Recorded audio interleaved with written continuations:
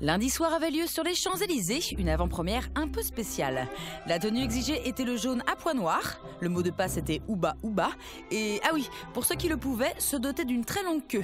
Vous l'aurez deviné, c'était la présentation de Sur la piste du Marsupilami. Toute l'équipe était évidemment présente avec Alain Chabat, acteur et réalisateur de l'adaptation de Franquin.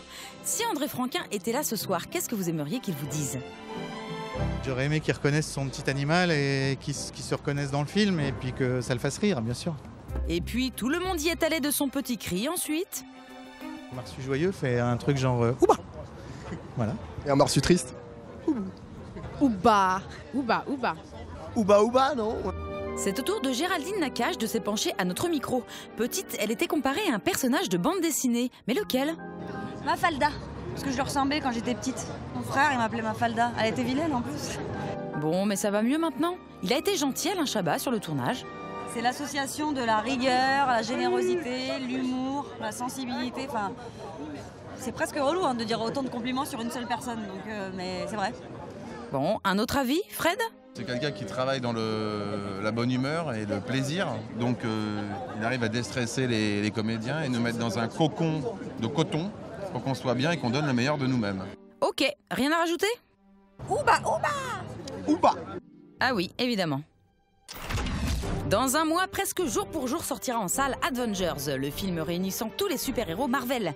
En attendant, Thibaut de Brockhausen a eu le privilège de rencontrer Ryan Meyerding, le concepteur et directeur artistique du projet.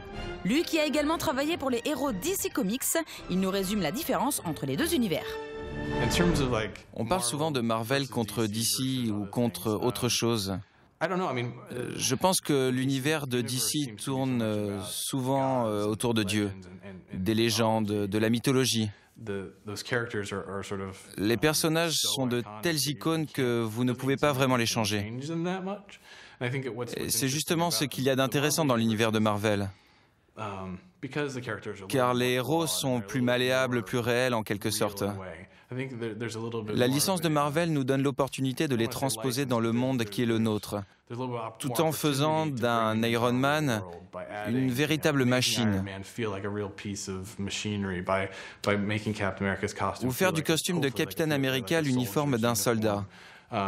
Ou encore faire de Thor ce personnage ancré dans sa culture, son monde qui est celui d'Asgard. C'est tout pour aujourd'hui, à demain pour de nouvelles news.